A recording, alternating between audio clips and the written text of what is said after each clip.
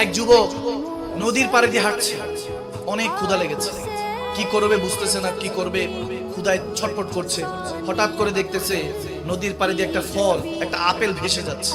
ক্ষুধা তো তড়িৎ গতি পানিতে নামলো, আপেলটা নিল, মুখে কামড় দিল, এক বাইট নেওয়ার সাথে সাথে পেটে গেল, পেটটা ঠান্ডা, এবার দুনিয়া ঠান্ডা, ঠিক কিনা?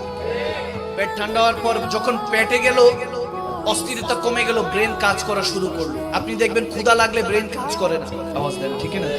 দেখবেন ক্ষুধা লাগলে ব্রেন কাজ করতে চায় না। যখন ব্রেন কাজ করলো, হঠাৎ মনে হলো আপেলটা জানি মালিক কে জানি এই আপেল ফলটার মালিক। ওই যুবকটার নাম ছিল আবু সালে মুসা জঙ্গি। যখন আবু সালে দেখলেন ফলটা খাওয়ার পরে চিন্তা হলো মালিকটা জানি কে, অথচ আমরা কতজনের হক খেয়ে বসে থাকি, খবর থাকে না, ঠিক না? যুবক চিন্তা করলেন মালিককে, দৌড়ায় গেলেন। যেহেতু স্রোত যেই সাইডে আসতেছে ওই সাইডে হাঁটা শুরু করলেন, যে এই সাইড থেকে যেহেতু আসতেছে উল্টো সাইডে হাঁটা শুরু করলেন। হাঁটতে হাঁটতে দেখতেছেন একটা কিছু দূর গিয়ে দেখলেন একটা ফলের বাগান। ফলের যখন বাগান দেখলেন, বাগানের মালিককে খোঁজা শুরু করলেন। অবশেষে মালিককে পাওয়া গেল, সালাম দিলেন, আসসালামু আলাইকুম। ওয়ালাইকুম সালাম। কি সমস্যা? বলতেছেন যে হুজুর কিছু মনে করবেন না, আপনার বাগান থেকে একটা ফল নদী দিয়ে যাচ্ছিল, ভেসে যাচ্ছিল, হয়তোবা নদীর পাড়ে বাগানটা, তো ফলটা পরে ভাসতে ভাসতে যাচ্ছে। আমার খুব ক্ষুধা লেগেছিল, আমি বুঝতে পারি না, আমি এটা নিয়ে খেয়ে ফেলেছি। আপনি যদি আমাকে ক্ষমা করে দিতেন তাহলে অনেক উপকৃত হতাম। ওই মালিক চিন্তা করলো ফলের বাগান থেকেও দামি জিনিস পেয়ে গেছে। জোরে জোরে জোরে সুবহানাল্লাহ। দেখেন, আপনার আমার মতোই মানুষ, ওই যে বলেছিলাম আল্লাহ ওয়ালারা কোনো ভিন গ্রহ থেকে ভেসে আসে নাই, উড়ে আসে নাই।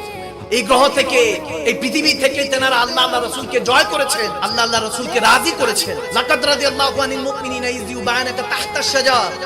আমার আল্লাহ বলে দিয়েছেন আমার নবীর পথ তোমাদের জন্য কিয়ামত আগ পর্যন্ত খোলা। ইউবায়িনুকা, কিয়ামতের আগ পর্যন্ত খোলা আমার নবীর পথ। এই পথে আমার নবীর দামান ধরতে পারলে আল্লাহ রাজি হয়ে যায়। সুবহানাল্লাহ বলে। যখন মালিক চিন্তা করলেন এত দামি একটা ছেলে পেলাম, যুবক, এই বয়সে একটা ফলের জন্য এত দূর চলে এসেছে, তাকে ধরে বসলেন, বলেন ক্ষমা করব না, আমার এখানে গোলামি করতে হবে, আমার এখানে চাকরি করতে হবে। এখন হয়তো যুবক বেচারা বেকায়দায় পড়ে বলতেছে, ঠিক আছে হুজুর। একজন আলেম ছিলেন, তিনি বলে, ঠিক আছে হুজুর, আপনার কাছে আমি খেদমত করব। যখন খেদমত করছেন, দেখা গিয়েছে হাদিসে রওয়ায়াত এসেছে যে 12 বছর খেদমত করেছেন। কয় বছর? 12 বছর গোলামির পরে যখন ওনাকে ছাড় দিবে একটা ফলের জন্য, একটা ফল খেয়েছে, আমরা বান্দার হক মেরে খেয়ে দিই, খবর থাকে না। বান্দা ভালো মতো শুনে, সত্যবাদী হওয়ার চেষ্টা করুন, ভিতরে সততা আনুন। প্রত্যেক বছর মিলাদুন নবীর মাহফিল, রবিউল সানির মাহফিল, কোরআন সুন্নাত দরস, রোজা, ইফতার, সেহরি, তারাবি, ঈদুল ফিতর, ঈদুল আজহা, কত লক্ষ লক্ষ হাজি হজ করে আসে, উমরা করে আসে। এরপরও দুনিয়া যেই সেই, পরের দিন থেকে আবার গুনাহ, ঠিক না? যখন ওই আল্লাহ ওয়ালা ওই যুবকটা বলছেন, হুজুর আমাকে ছেড়ে দেন, আমাকে ক্ষমা করুন। 12 বছর পর ক্ষমা করতেছে, তবে শর্ত একটা। এই শর্তে রাজি হলে সে বলতেছে, হুজুর শোনা লাগবে না, রাজি আছি। বলে, শুনে নাও, আমার একটা মেয়ে আছে, তাকে বিয়ে করতে হবে। বলে, কি বলেন হুজুর? বলে, হ্যাঁ বিয়ে করতে হবে। সে তো মনে করছে পুরস্কার, দেখে যাও মা ইমতিহান। বলতেছে, আমার মেয়েটা কুচ্ছিত, বিয়ে করতে হবে। ছেলে বলতেছে, এরপরে মাফি দিবেন তো, মাফ করবেন তো? বলে, হ্যাঁ মাফ করবো। বলে, রাজি আছে।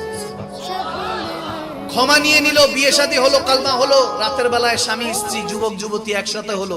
যখন যুবকটা ঘোমটা যখন সরালো, তার স্ত্রীর ওয়াইফ দেখে যে পূর্ণিমার চাঁদ। লাফ দিয়ে খাটের থেকে দরজাটা খুলে দৌড়। হুজুর! বলে, কি হয়েছে বাবা? আজকে তোমাদের বাসর রাত, থাকো একসাথে, আজকে রাত তো তোমাদের জন্য নেয়ামত, ঠিক না?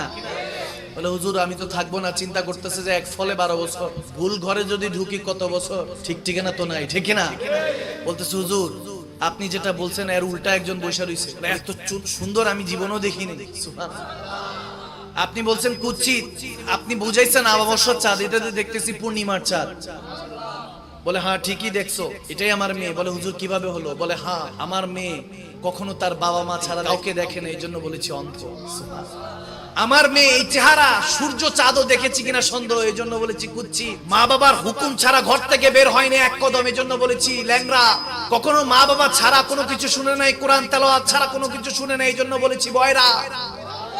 জুবান দিয়ে দুরুদে পাক জিকরুল্লাহ আর মা বাপ ছাড়া কোনো কিছু ডাক দেয় না, এই জন্য বলেছি বোবা। বলে, না বাবা এটা তোমার জন্যই গিফট, 12 বছর পর, এই জন্যই তোমাকে লালন পালন। আমার মেয়ে তখন যুবতী ছিল না, প্রাপ্তবয়স্ক ছিল না, এখন প্রাপ্তবয়স্ক হয়েছি, এজন্য তোমার সাথে বিয়ে দিয়েছি। ওনার নাম হলো উম্মুল খায়ের ফাতেমা।